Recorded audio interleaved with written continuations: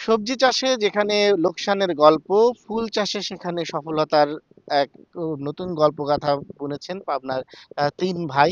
পাবনার এইটি হচ্ছে টেবুনিয়া এলাকায়, সদর উপজেলার টেবুনিয়া এলাকায় ৪ বিঘার একটু বেশি জমিতে এই ৩ ভাই গত ২০২১ সালে ১ম এই ফুলের বাগানটি করেন এবং এই বাগান থেকে কিন্তু তাদের এখন একটি বড় ও উপার্জনের উৎস হয়ে দাঁড়িয়েছে।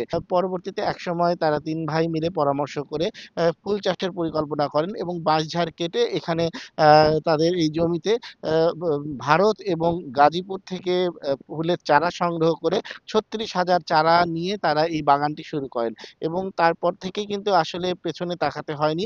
নানা রঙের ফুল, সেই ফুলগুলোর কিন্তু ব্যাপক চাহিদা এবং আপনারা জানেন যে ডিসেম্বর, জানুয়ারি এবং বিশেষ করে ফেব্রুয়ারি মাসে গোলাপ ফুলের ব্যাপক চাহিদা হয়। তো সেক্ষেত্রে তারা এখন প্রতি মাসে এই বাগান থেকে খরচ বাদে আয় করছেন প্রায় ৩ থেকে ৳৩.৫ লক্ষ টাকা। আ আমরা কথা বলেছি এই উদ্যোক্তাদের সঙ্গে। তারা জানিয়েছেন যে একসময় তাদের আসলে এই জমিগুলো অনেকটা পতিত জমির মতোই পড়ে থাকতো। তেমন আ ব যত্নও ছিল না। তো সেক্ষেত্রে তারা যখন এই ফুলের বাগানটি শুরু করেন অনেকটা ঝুঁকি নিয়েই।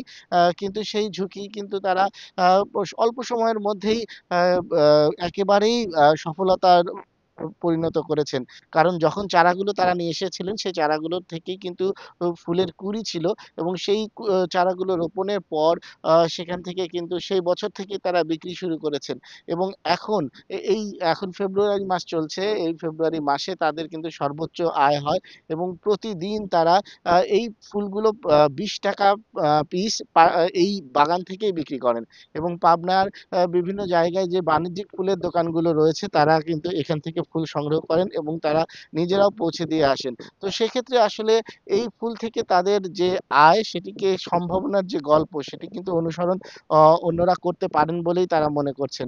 আমরা জানি যে এবছর কিন্তু পাবনায় বিভিন্ন এলাকায় সবজি চাষে এ অ অনেক লোকসান গুনেছেন চাষীরা।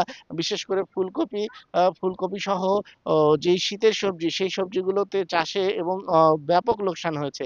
তো সেক্ষেত্রে যাদের আ এই ধরনের জমি আছে সেক্ষেত্রে কৃষকরা বিকল্প আয়ের উৎস হিসেবে কিন্তু এই ফুল চাষের চেষ্টা করে দেখতেই পারেন।